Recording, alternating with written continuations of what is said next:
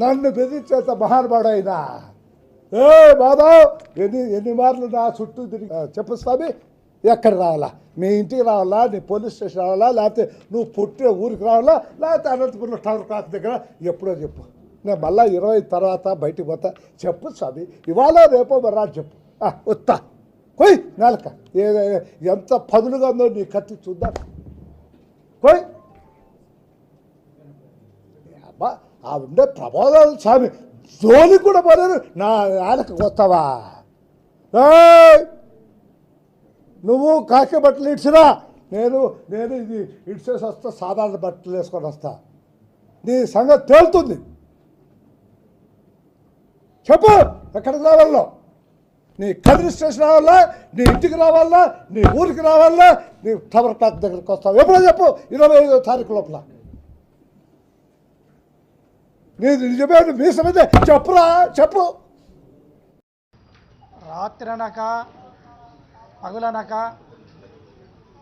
వారి ప్రాణాలను పణంగా పెట్టి ప్రజల ధనమాన ప్రాణాలను రక్షిస్తున్న పోలీస్ వ్యవస్థను అదేవిధంగా ఈ దేశం యొక్క సమగ్రతను సార్వభౌమాధికారాన్ని కాపాడే క్రమంలో అసూలు బాసిన మన పోలీసు వ్యవస్థ యొక్క పరువును పోగొడుతూ జేసీ దివాకర్ రెడ్డి గారు మాట్లాడిన మాటలు చాలా శోచనీయంగా ఉన్నాయి. జేసీ దివాకర్ రెడ్డి గారు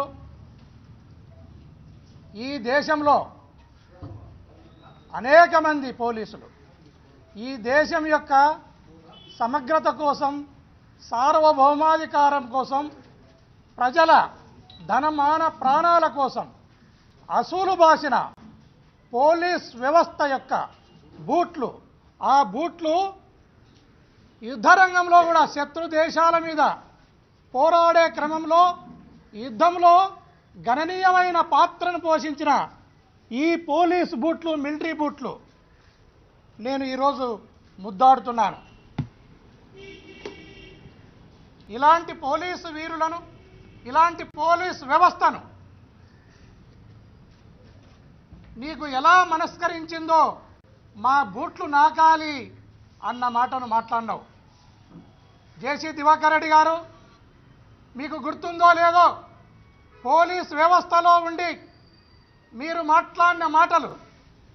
మాట్లాడిన జుగుప్సాకరమైన మాటలకు స్పందిస్తూ ఆ రోజు పోలీస్ వ్యవస్థలో ఉన్న నేను ఒక్కసారి మీసం తిప్పితే ప్రజలు నన్ను పార్లమెంటులోకి పంపించినారు, నిన్ను బజార్లోకి ఈడ్చినారు, నీకు అది గుర్తులేదా అని మాట్లాడుతున్నాను.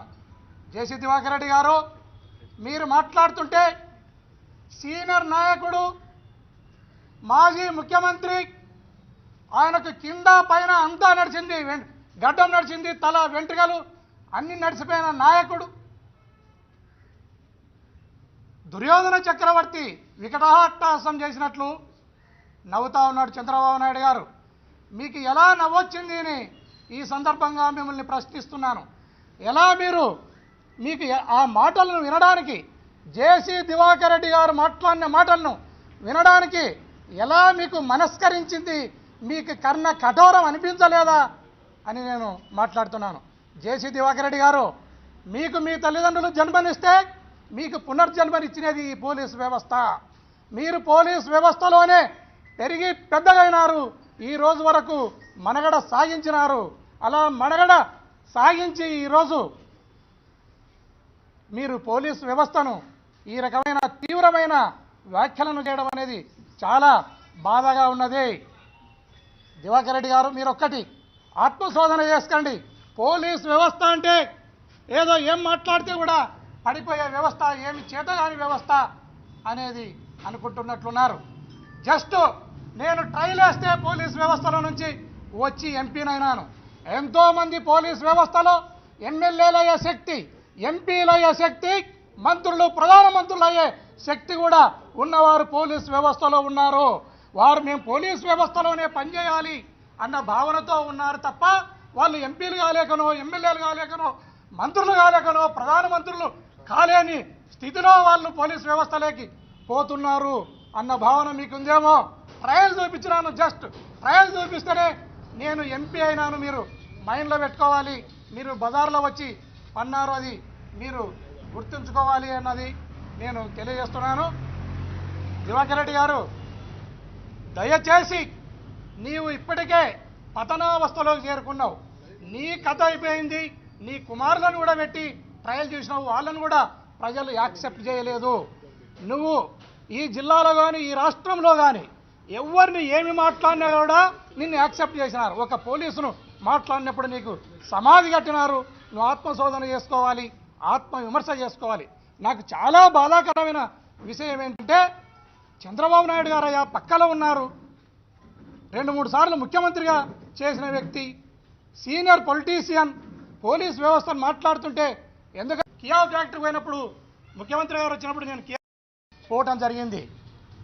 కియా ఫ్యాక్టరీకి పోయినప్పుడు నేను మాకు వచ్చిన ఒక అతిథిని కారులో కూర్చోబెట్టుకోవడం మర్చిపోతే జగన్మోహన్ రెడ్డి గారు, సభ్యత సంస్కారం ఉన్న గౌరవ ముఖ్యమంత్రి గారు, ఏం మాధవ నువ్వు ఎట్లా ఎంపీ అయినవా, తోటి మనకు గెస్టుగా వచ్చిన మంచిని మర్చిపోవచ్చునా అని నన్ను మందలించినారు. ఇదే జగన్మోహన్ రెడ్డి గారికి చంద్రబాబు నాయుడు గారికి ఉన్న తేడా. ఇంత హింస పెట్టే విధంగా పోలీస్ వ్యవస్థను మాట్లాడితే ఒక్క మాట మాట్లాడడానికి నీకు మనస్కరించలేదు చంద్రబాబు నాయుడు గారు. ఈ రోజు వరకు నీ దగ్గర స్పెషల్ ప్రొటెక్షన్ గ్రూప్ వాళ్ళు ఉన్నారు, నీ దగ్గర స్పెషల్ పోలీస్ ఉంది.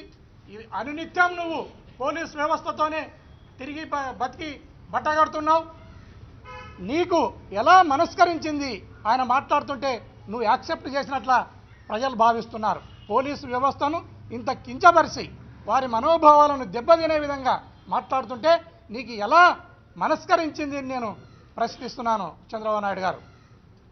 వైఎస్ఆర్ కాంగ్రెస్ పార్టీ అధికారంలోకి వచ్చిన తర్వాత ఎక్కడ కూడా ఒక అవాంఛనీయ ఘటన జరగకుండా ఈవెన్ లీడర్ల కంటే అపోజిషన్లో ఉన్న తెలుగుదేశం వారికి లేదా ఇతరత్ర పార్టీల వారికి ఎక్కువ ప్రాధాన్యతనిస్తున్నారు. వారి ప్రాణాలను కానీ వారి ఆస్తులను కానీ కాపాడే క్రమంలో పోలీసు కొంత అటువైపే మొగ్గు చూపుతున్నారు అని వైఎస్ఆర్ కార్యకర్తలు అంటుంటే కూడా మేము బ్యాలెన్స్ చేయడానికి పోలీసు వ్యవస్థ అలానే పనిచేయాలి అన్న భావనతో మేము ముందుకెళ్తున్నాం.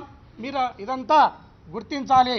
అదేవిధంగా జగన్మోహన్ రెడ్డి గారు గౌరవ ముఖ్యమంత్రి ఈ జిల్లాలో, ఎస్పెషల్లీ ఫ్యాక్షన్ జిల్లా, ఈ జిల్లాలో ప్రత్యర్థులను ఎవరైనా నరికినా, కొట్టినా, తిట్టినా రాజకీయంగా మిమ్మల్ని నరికేస్తా అని భయం పెట్టినాడు గౌరవ ముఖ్యమంత్రి గారు.